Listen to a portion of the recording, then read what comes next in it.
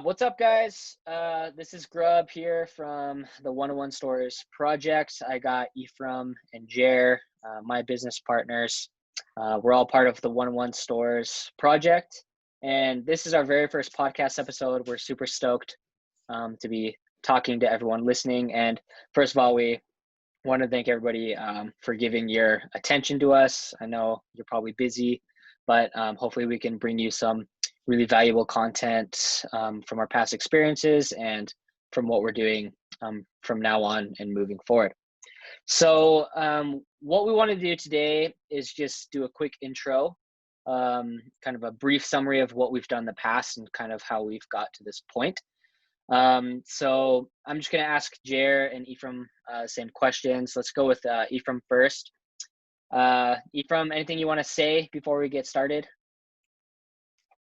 No, we're excited to do this, and we want to provide as much valuable information as possible.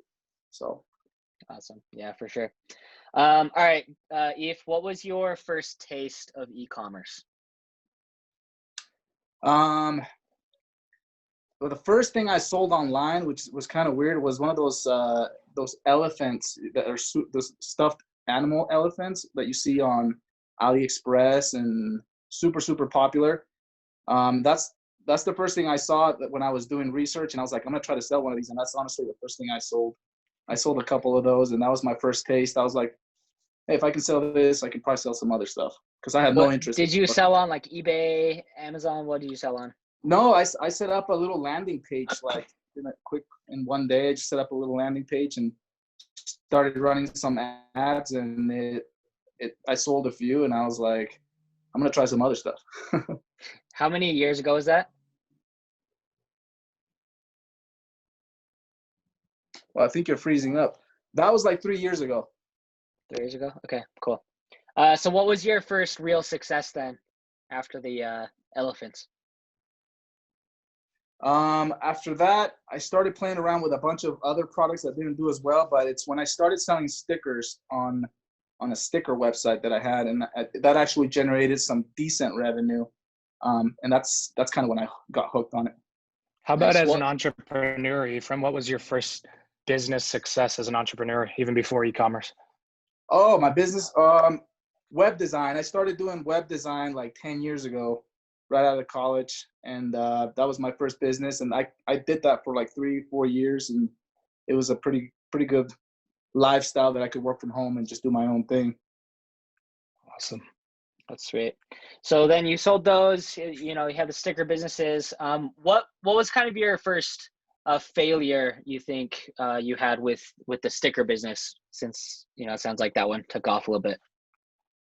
Well, it was kind of, I was selling all kinds of stickers, a ton of different styles. And I found that only one niche was really selling. So I had to pivot into just that particular niche, which ended up being Mexi stuff.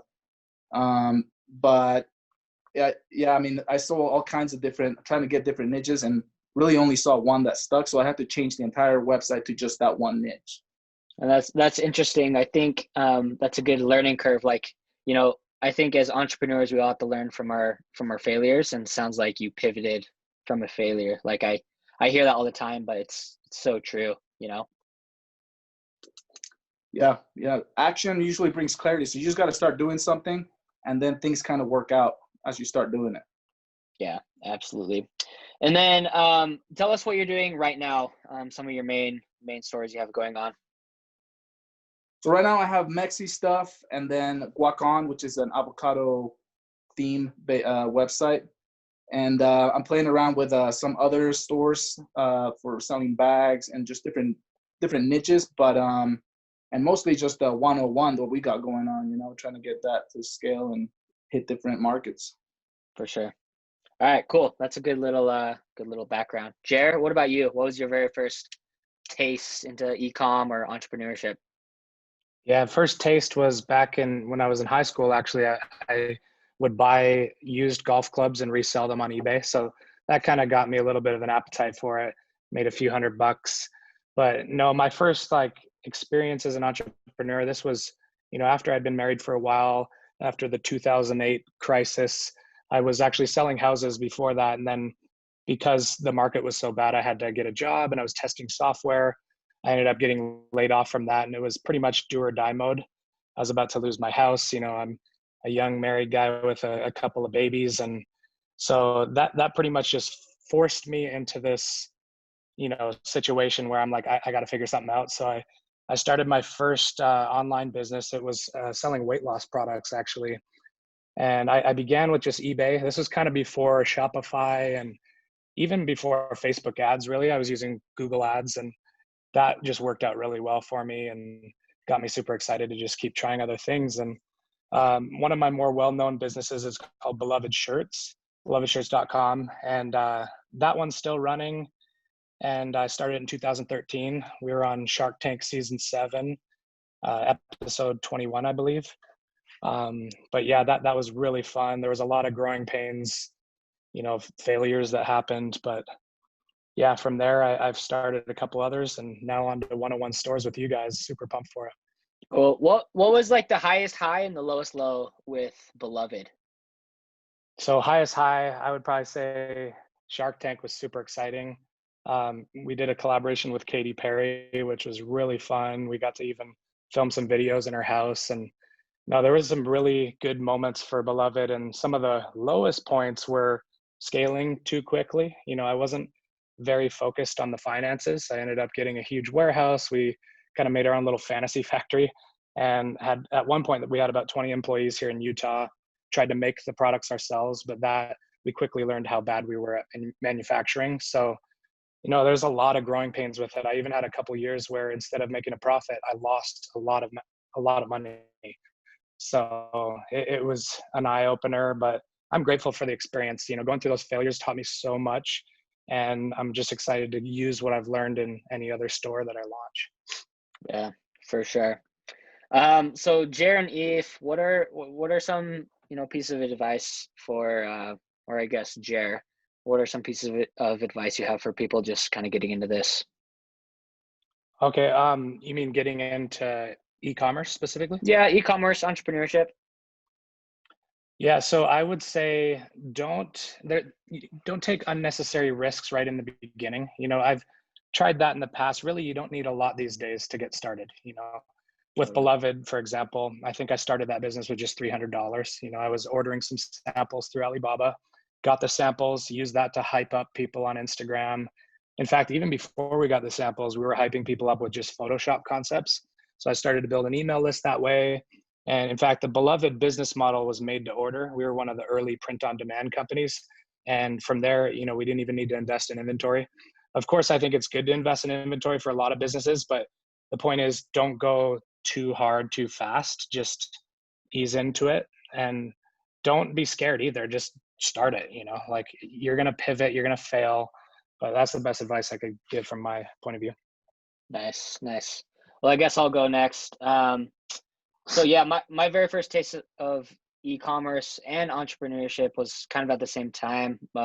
In high school, my mom bought this like Amazon course thing that her friend did, and she was having a ton of success with this. So she's like, "Hey, you should try to sell some stuff on Amazon." I sold like these cooking thermometers and like these milk frothers and stuff like that, and like I had some success, but it really wasn't like sustainable. I was pretty much in high school, just messing around really, but I do, my very first success was actually with the cooking thermometers. I was on a vacation with my family, and a shipment just got to Amazon, and I did like $1,000 that day. Like we were in Hawaii, I was sitting on the beach, Wow. like made $1,000. I was like, this is it. Like this is so incredible that like someone like me can do something like this. Um, and then that was also, I would definitely say that was my first failure too. I really didn't have anybody to look up to. I didn't have mentors or people doing similar things that I was doing. So I kind of just got stuck and just kind of like gave up on it. So that was definitely like my first failure for sure. And then I guess my last greatest success was my company called K9 Sports Sack. We grew that company super fast. We sold these dog carrier backpacks, and I ended up selling my half of the business to my business partner, so he's continuing that. And yeah, super fun business. I'm sure there's going to be a lot more to talk about for all of our stuff we have going on right now. We'll leave that for another time. And then my piece of advice, I tell this to people all the time, but it's just like, just get started somewhere. I think a lot of people are really hesitant and scared to take that first step. But, I think this 101 stores project is the perfect example of like just getting things started, because like you really never know what's going to take off or what's not going to take off. But, just getting your feet a little bit wet and kind of getting some more experience is probably like the best advice I could give anybody. Awesome. Before we dive into explaining more about 101 stores, Ephraim, what's some advice you could give based on your experience with your stores? I would say like Rob said, is always start before you're ready, because you're never ready for anything. You just got to take the first step. And then one big one for me is always be learning and always work on your craft, at least an hour a day, whatever your craft is. If you're an e-commerce guy, learn e-commerce, something new every day on it. If you're whatever it is that you do, learn something new every day about your craft. And that's the only way eventually to 5 years, 10 years down the road, you will be a world-class leader in that, but that's the only way. You constantly got to be learning. Love that. Yeah, I actually I saw a cool quote today. It was like, if knowledge is power, learning is your superpower. Like, and I'm totally a believer in that. Like we always have to be learning, and it's super fun working like with you two, because I feel like we're all kind of like educating ourselves and each other like in some of our strong points, and we're just like accelerating like crazy right now. So yeah, that education and learning it's been awesome. I love that. So For sure. this 101 stores project, Jared, why don't you take the lead on this? Okay, so initially the name 101 stores, we were coming up with this idea to launch as many stores as we can this year, to kind of prove a point that, there's no excuses. If we can do it this many times, you can do it once. It's not as hard as it used to be to start a business these days. And we want to show you exactly how we do it. We're going to be completely transparent with you. And with that, I wanted to also mention that we might not hit 101 this year, and there's a really good reason why. What we were going to do for a lot of these stores was the drop shipping business model, which is extremely popular. People are raving over it. But recently, Facebook came out with this quality score, which makes it very difficult, especially during the whole COVID crisis, to have a good customer experience with drop shipping. And we've learned that quickly. We've seen, difficulties with shipping. It used to be kind of manageable with the shipping speeds, but it's not really right now. So our plan is to, sure, we might do a little bit of drop shipping in certain circumstances, but most of our stores are going to be inventory based, and we want to show you how to succeed for the long run, long term. So instead of 101 stores, this might end up being 20 stores, but we're going to shoot for it. We'll do our best. But yeah, that's pretty much what this is. Do you want to explain it a little bit more, what we have in mind? Yeah, and then just the content coming from 101 Stores project, it's really pretty much just documenting. So like what Ethan said earlier, like our goal is to just provide really valuable content. Like if we don't think it's going to bring somebody value, we're probably not going to talk about it. We don't want to waste your time. We don't want to waste our time. So this stuff is going to be, it's going to be super cool. And I think, I wish I had something like this 3-4 years ago when I was in the middle of K9, because like, I know me, Jared and Ephraim talk about all the time. We're like, oh man, I wish I would have done this with this business, or like, so I think what we have to bring to the table and what we'll be talking about is really going to jumpstart a lot of people. And that's our hope. We want people to succeed. Like we all have an abundance mindset. We know there's enough for everybody. It's just, some people just need a little bit more help. So that's our goal. We really just want to help people, provide valuable content, and just document what we're going to do. I hope this stuff is still around in 50 years when I'm an old guy, and I can watch this video and be like, yeah, I remember when we were starting that thing. And yeah, who knows, maybe we'll come up with a billion-dollar company. I have no idea, but it's fun to document. And that's kind of, the point. Ephraim, anything you want to add? Yeah. Just we just want to provide as much value, and we're gonna throughout. As an entrepreneur, you make a ton of mistakes that you look back on, and that's when you get wisdom. And really, 101 is just gonna be all of our wisdom together, trying to save people a lot of time and effort that we've gone through, just to make it that much easier for other people. Yeah, absolutely. So yeah, that's the 101 store project. We plan to be super short, concise, to the point when we are talking about something, when we're doing an episode. So just kind of expect that from us, and also expect, like, this is not what we do for our jobs. This is something we want to offer people and do for ourselves. So maybe the quality will go up in the future. I don't know, but we like to keep things kind of casual so we can focus on our main businesses. Yeah, we want to jump right into it. Like we're saying, you don't need to overthink and overplan to start a business or even a project like this. Just jump in, learn as you go. I think that's one of the key takeaways here. And real quick, before we wrap up, Grub, do you want to maybe explain a little bit about what we've done so far, at least with 101 stores? There's some exciting stuff going on. Yeah, for sure. So we have, how many stores do we have right now, guys? I think there's about 6, 5, but some of them are still in like development stage, at least on the website. Well, okay. So our main store that we'll probably be talking about first is Glow Coco. So this store, we started it right at the beginning of the year. It was just kind of like a floater store. We were messing around with it, and then just 2 months ago is kind of when we decided to really kind of focus on it and try to scale it up, because it is a really cool, it has really cool products, right? It's these really cool reflective material, really eye-catching, perfect for like Facebook ads. And basically what happened, and we'll explain this in other episodes, but we scaled that from pretty much 15,000 to 100K in a month, which is pretty spectacular. And we can't wait to talk about how we did that. We're going to show you what's been working and what hasn't. But that's kind of the main energy point for us right now, the main focus.